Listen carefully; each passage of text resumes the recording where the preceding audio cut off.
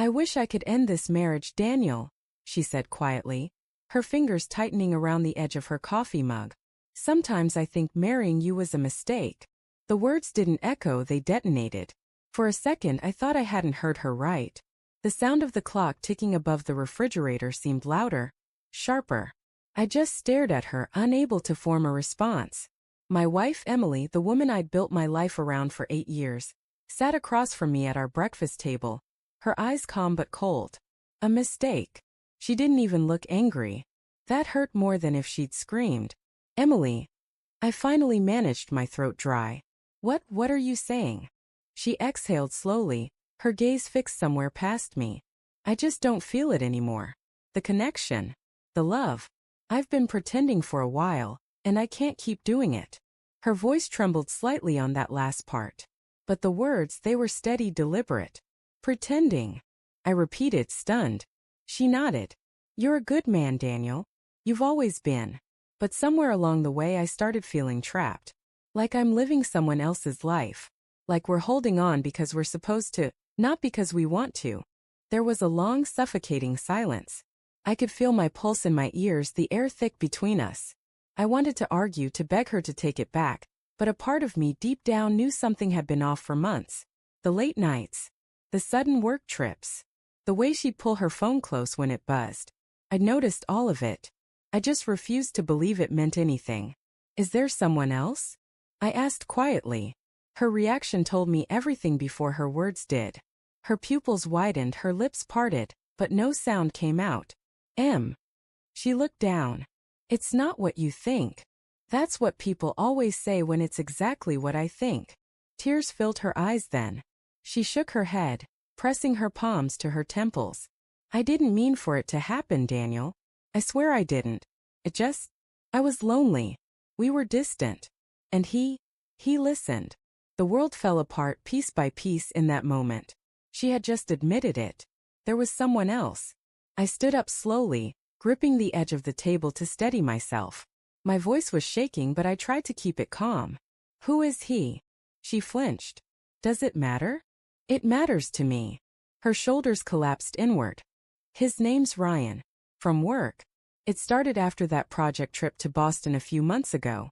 I thought it was just harmless flirting, but it wasn't. She nodded, wiping her eyes. It wasn't. That day felt endless. I went for a long drive just to breathe, but every turn of the wheel felt heavier than the last.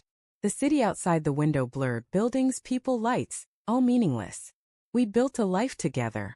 Shared dreams. Late-night laughter. Inside jokes that made no sense to anyone else. And now all of it felt like a script she'd stopped believing in long ago. When I came back home, her suitcase was half-packed on the bed. She didn't even look at me when I walked in. I'll stay with my sister for a while, she said softly. We both need space. I stood in the doorway, my arms crossed tightly, not to look angry but to hold myself together. Space isn't going to fix this, Emily. She looked up at me then, eyes red. I don't know what else to do. You could try fighting for us. Her lips trembled. I've been fighting, Daniel. For a long time. You just didn't see it. That hit like a knife. Because maybe in a twisted way she wasn't entirely wrong. After her miscarriage 2 years ago, something in her changed. We both changed. She withdrew into herself, and I, thinking I was giving her space, stopped trying to reach her. We became polite roommates instead of lovers. Still cheating? That wasn't a mistake you stumbled into. It was a choice. I swallowed hard. If this marriage is really a mistake to you, then I won't stop you from ending it. She froze, the color draining from her face. What? I'm done begging someone to love me. Her lips parted, but no sound came. For a long time she just stood there, trembling. Then she whispered, You don't mean that. I do. The next morning I went to see a lawyer. It was mechanical, detached, like watching someone else live my life. The man across the desk talked about timelines, signatures, and property division. I barely heard a word. When I got home that evening, her suitcase was gone. For the first time in 8 years, our house felt like an echo chamber. Every sound seemed louder, my footsteps, the hum of the fridge, the creak of the wooden floor. Her scent still lingered on the pillow, cruelly alive, like she might walk back in any minute. But she didn't. Days turned into weeks. Friends called. I ignored most of them. My mother visited once, bringing lasagna and quiet sympathy. "These things happen, honey," she'd said softly. "Sometimes people lose their way." I nodded, but inside I was rotting. Every night I replayed our conversations, looking for the moment she started slipping away. Was it the night she stayed late at work? The morning she stopped kissing me goodbye? Or had I simply refused to see it because loving her meant lying to myself? 2 months later she called. Her voice was small, uncertain. "Can we talk?" I should have said no. I should have hung up. But old habits die hard, and I still wanted to understand why. We met at a small cafe downtown, the same one where we'd had our first date. She looked thinner, paler. The ring on her finger was gone. "Thanks for coming," she said, staring into her cup.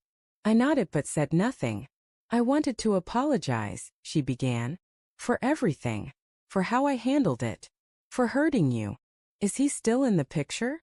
She hesitated. "No." It ended. I raised an eyebrow. "You mean he left you?" Her eyes glistened. "He did. But that's not why I'm here." "Then why are you here, Emily?" She took a deep breath.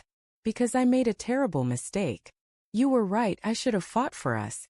I thought leaving would make me feel free, but all it did was show me what I threw away." I leaned back, studying her. Part of me wanted to believe her, to reach across the table and say we could fix it.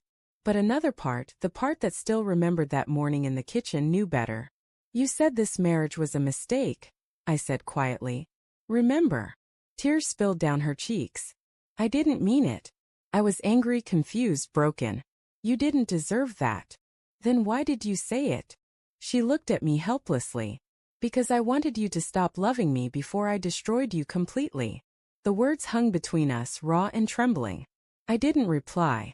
I couldn't. She reached across the table, her hand trembling. "Daniel, I still love you. I know you have no reason to believe that, but I do. And if you could ever forgive me." I stared at her hand for a long time before answering. "Forgiveness doesn't mean things go back to the way they were." "I know. I'm not sure I can trust you again." Her lip quivered. "I'd spend the rest of my life trying to earn it." The honesty in her voice broke something in me. Not anger, but sorrow. That night I couldn't sleep. I walked through our old house, touching the walls, the furniture, the memories. Everywhere I looked, I saw her. Laughing on the couch, humming in the kitchen, curled up beside me on stormy nights. I still loved her. That was the cruelest part of all. But love wasn't enough anymore. She'd chosen someone else, chosen to burn everything we'd built. And only when the ashes cooled did she realize what she'd lost. At sunrise, I sent her a message. "You're right about one thing, people make mistakes. But sometimes the kindest thing we can do is not try to rebuild what we already burned." She didn't reply immediately. Hours later, there was a knock on my door. It was her. Eyes swollen, hair unkempt, holding the wedding album in her arms. "Please," she whispered, tears streaming down her face. "Don't shut me out like this. I can't lose you." I took the album from her, flipping it open. There we were, laughing, dancing, promising forever. The people in those pictures didn't exist anymore. "You already did," I said softly. She broke down, her sobs echoing through the empty house. For the first time, I didn't reach out to comfort her. I just stood there, feeling the final thread of us unravel. It's been a year since that day. I still think about her sometimes, on quiet mornings when the sunlight hits the kitchen table just right, or when I hear a song she used to hum. The pain's dulled, but it never disappears entirely. People say time heals. I don't think that's true. Time just teaches you to live with the scars. I heard she moved to another city, started fresh. I hope she finds peace there. As for me, I've learned something simple but brutal. Sometimes letting someone go isn't an act of anger. It's mercy. Because love once betrayed doesn't always die. It just stops being enough. And sometimes the only way to save yourself is to let the person you love most walk away crying.